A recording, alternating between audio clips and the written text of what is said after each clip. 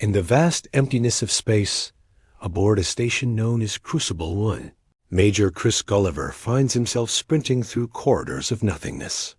For 29 minutes, he has been running for his life, plasma bolts hissing past his ears, leaving phantom warmth on his skin. His kinetic dampening suit whines against the friction as he slides, vaults, and dodges through a labyrinth designed for one purpose: his execution.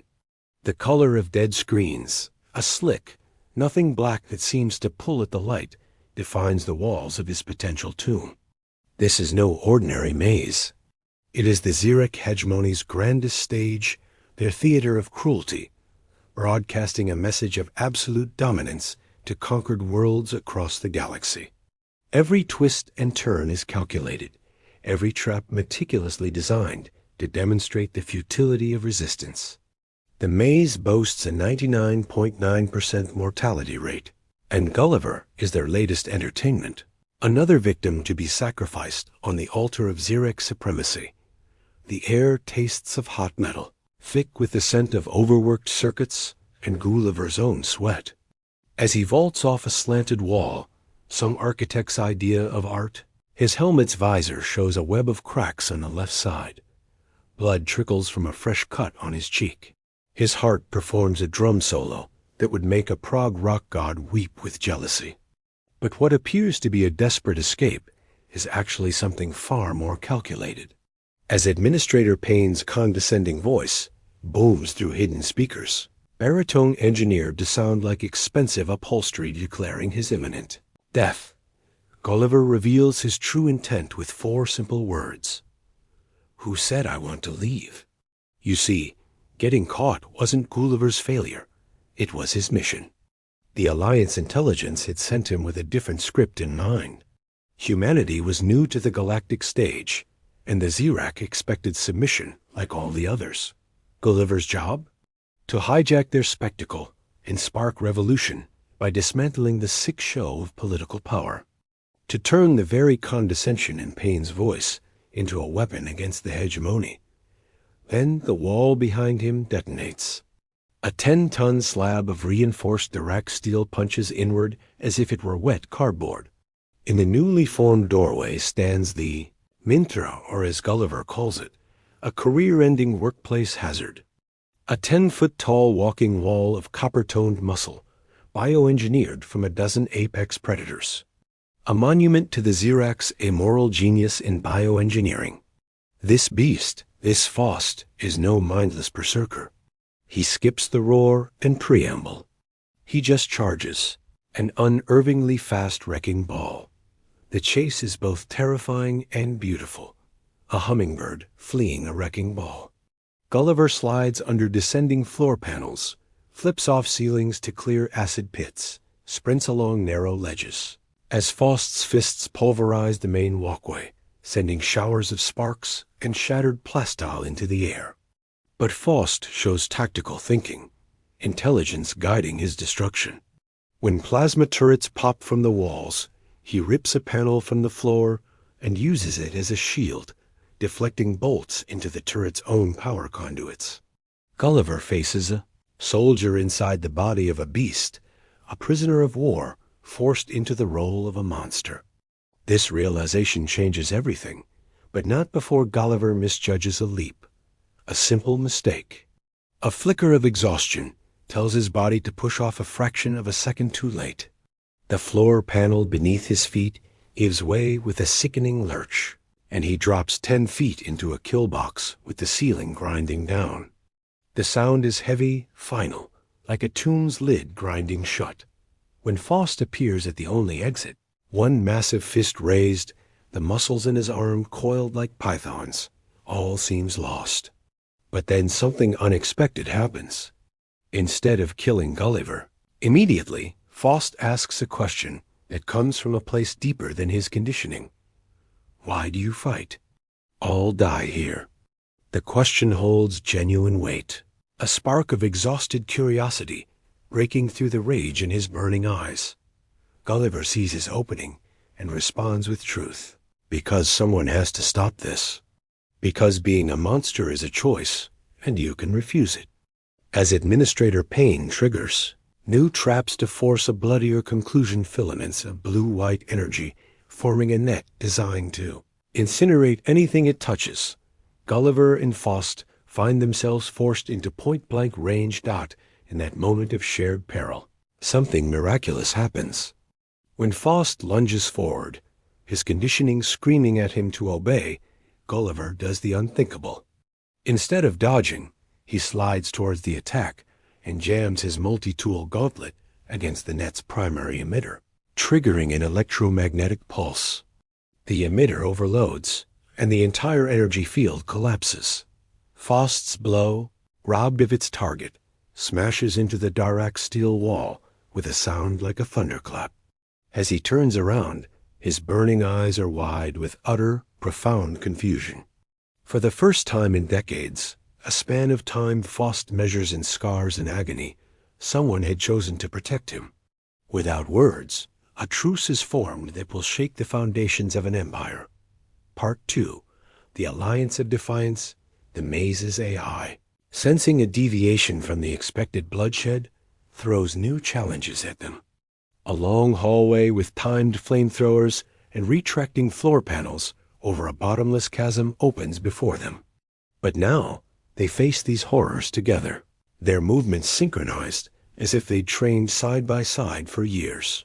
They develop battlefield shorthand in seconds, a glance, a nod, a subtle shift in posture. Gulliver flicks his eyes upward towards a loose ceiling panel, a clear warning. A second later, before a hidden plasma turret can fire, Faust rips a sheet of metal from the wall and hurls it like a discus, shearing the turret from its mount. When Gulliver spots a pressure plate that would trigger a barrage of darts, he subtly shifts his weight and points his toe at it for a fraction of a second. Faust sees the gesture, understands instantly, and stomps on the plate with his full weight, crushing the mechanism. Their partnership becomes a brutal, interlocking dance of survival. Gulliver is the scout, identifying threats with his quick eyes and tactical sense. Faust is the shield and sword, neutralizing them with overwhelming force. Together, they reach the other side of the gauntlet, the heat of the flamethrowers at their backs, alive and united. This alliance isn't just practical, it's revolutionary. Gulliver realizes his original mission parameters of martyrdom are now obsolete. The plan called for him to be a martyr, to die defiantly on a live broadcast and become a symbol. But this partnership is a better weapon, a more powerful story for the galaxy to witness. With a simple 4-part code on his gauntlet, disguised as a systems check, he activates a sleeper virus planted in the Xeric network during a trade negotiation 2 years ago. A tiny, imperceptible green light flashes once on his helmet's internal display. Stage 1 is a go. From this moment on, billions of beings across hundreds of worlds will see everything raw, uncensored, an unfiltered in a temporary sanctuary of a maintenance conduit, where the maze's roar is muted to a distant, angry hum. Gulliver reveals his humanity. The air smells of rust and stale recycled oxygen. He removes his helmet with a hiss of depressurization, a calculated display of vulnerability. From his neck, he takes a military-grade data chip and presses his thumb to its surface. A flickering, holographic loop looms between them. A woman with kind eyes laughing, her head thrown back, and a little girl with his exact nose reaching a chubby hand toward the viewer. "This is why I fight," he says, his voice thick with emotion he had refused to feel until now. Faust watches the tiny hologram, his brow furrowed. After a long silence, he slowly lifts a massive hand, its surface a roadmap of old wounds, and points a thick finger to a viscous, jagged scar that cuts across his chest. "Home," he rumbles, the single word thick with a universe of loss. He then points to a series of circular burn marks that pattern his forearm, perfectly spaced. Training. He traces a line along a deep gash on his bicep. Disobedience. His speech is a testimony given through a map of pain, a story told in scar tissue. Across the galaxy, On countless screens, viewers watch as a monster becomes a person, a victim, a survivor. Administrator Payne's voice slices through the quiet, stripped of its theatricality, leaving only raw fury. That is not in the script.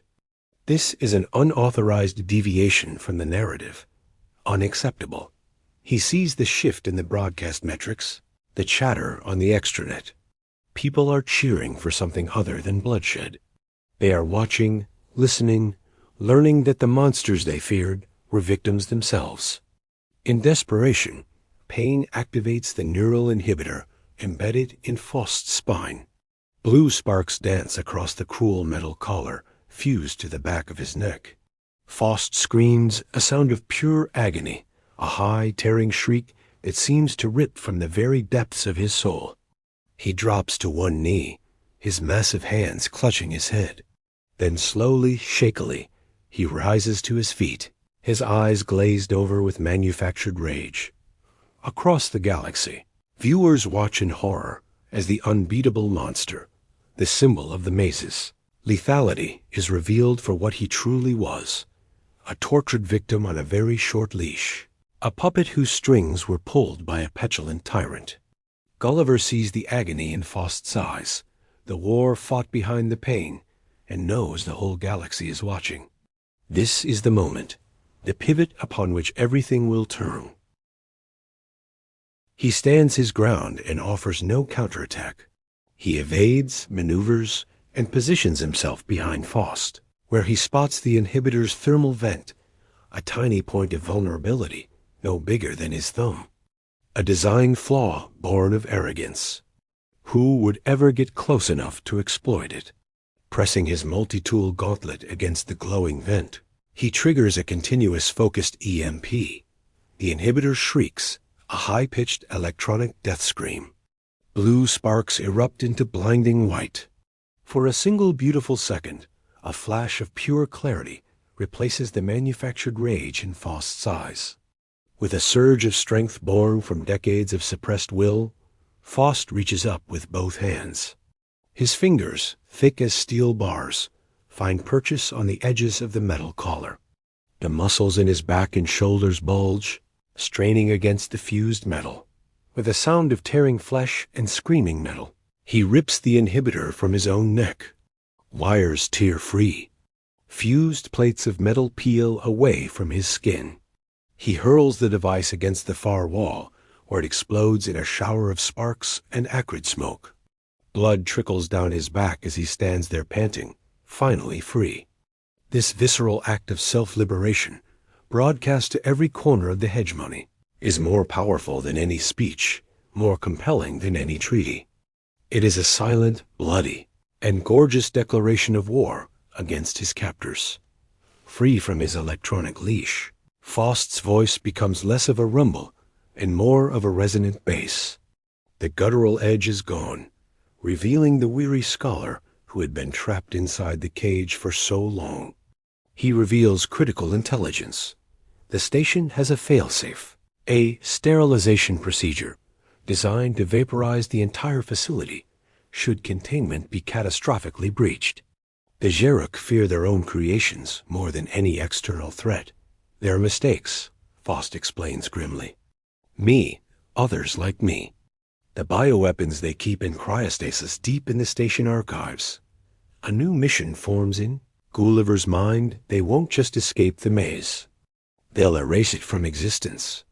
With a dangerous grin spreading across his face, he declares, "Let's go find their big red button." Payne, having lost all control of the narrative, the contestants, and quite possibly his bladder, throws every remaining hazard at them. His actions are the flailing of a desperate tyrant, watching his entire empire begin to crumble on live television. Corridors lose gravity. Clouds of opalescent corrosive gas fill chambers. Automated security drones swarm from the ceiling. But for every challenge, Gulliver and Faust find a solution together.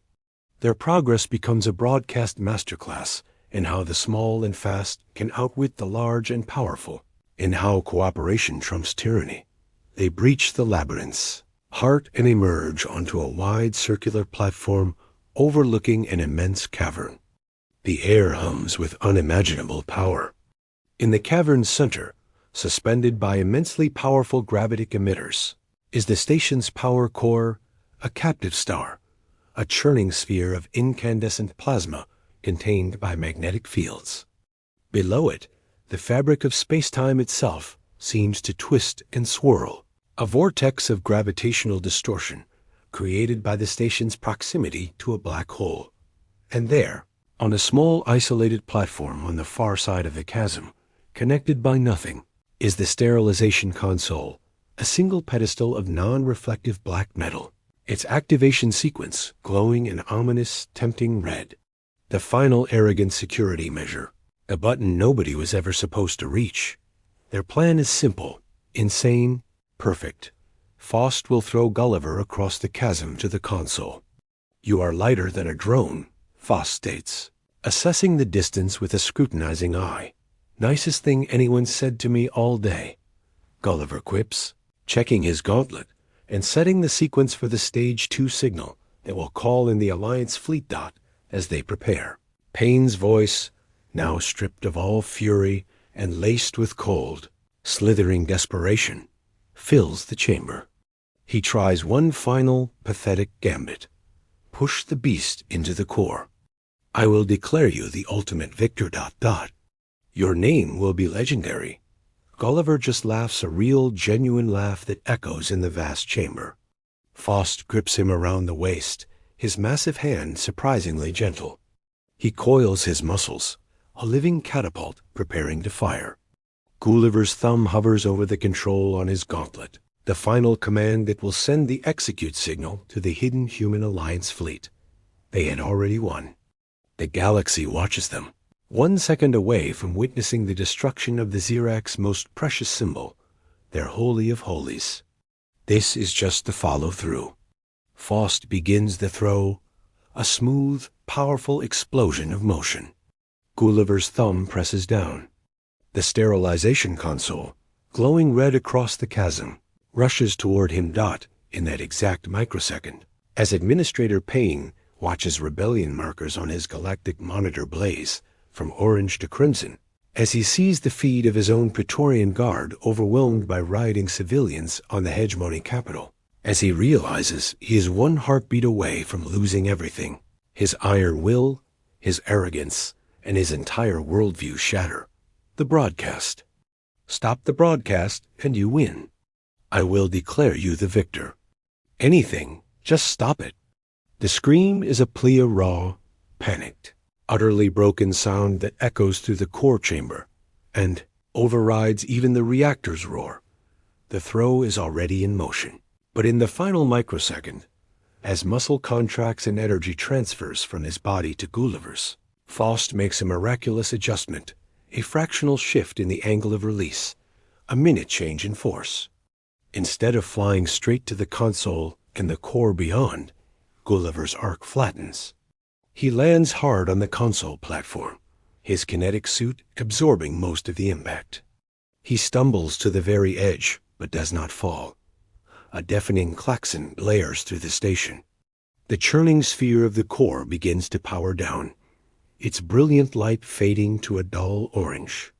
The traps go silent. The oppressive hum of the station dies. Payne's voice, utterly defeated, stammers over the now silent address system. D-do-2. Unexpected strategic prowess and overwhelming superiority. The hegemony declares joint victors. His choice was an illusion. He begged them to stop winning. And the distinction was everything. The uncensored feeds show them standing triumphant on the platform as the first wave of stunned Zirak guards in ceremonial armor arrive. They fail to attack, just staring, their weapons held loosely, their discipline broken by the sheer impossibility of what they see. The scattered riots across the galaxy coalesce around a new symbol A, human and a monster, who beat an unbeatable system through empathy and will. The foundation of the Zirak hegemony, a structure built on the myth of invincibility, cracks under the weight of its own spectacle, But this was merely the first phase of Gulliver's plan. As the guards watch, he presses the sequence on his gauntlet again. The Stage 2 signal, the execute command, screams out into space on a tight beam. The real endgame begins. Aboard the Prometheus, a sleek Human Alliance rescue vessel that just jumped into the system, a medic patches up the last of Gulliver's cuts. The Xeric crew surrendered with shocking swiftness. "Perfect timing, Major," the ship's captain tells him with a grim smile as she hands him a datapad. "Your little show pulled the entire Xeric Third Fleet off station to quell the riots on the capital world. They left a skeleton crew here who, frankly, were more interested in your broadcast than their scanners. We barely fired a shot. The rescue was always part of the plan, contingent on creating the perfect galaxy-spanning distraction." Now in a simple gray uniform, Gulliver watches Faust stand before a massive viewport on the bridge, staring out at the starfield. The black hole Crucible 1 orbited is a swirling chasm off to one side. Before them lies a river of stars, a billion points of light on a canvas of absolute black. Faust slowly reaches out and presses his palm flat against the cool, thick transparisteel, as if to feel the freedom he had been denied for so long. His scars now seem less like wounds and more like history badges of a survival, so profound it defies comprehension. Gulliver, bruised and bandaged, but feeling more alive than ever, walks over and stands beside him. The silence between them is comfortable, filled with shared experience and unspoken understanding. "Better view out here, huh?" Gulliver says quietly. Faust remains focused on the stars. After a long moment, a moment filled with the weight of a reclaimed life, he speaks. His voice is calm, resonant, and filled with a quiet sense of awe. "Certainly.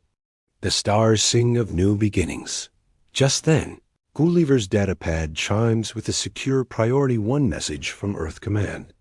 The screen shows a split view of a dozen planets. On each, Xerac flags are being torn down from public buildings. Human Alliance ships perform coordinated strikes against key military targets and meet surprisingly little resistance. The text at the bottom of the screen is simple but profound. "Welcome home, Major Gulliver." He lowers the datapad, the words feeling heavier than the entire station he just left behind.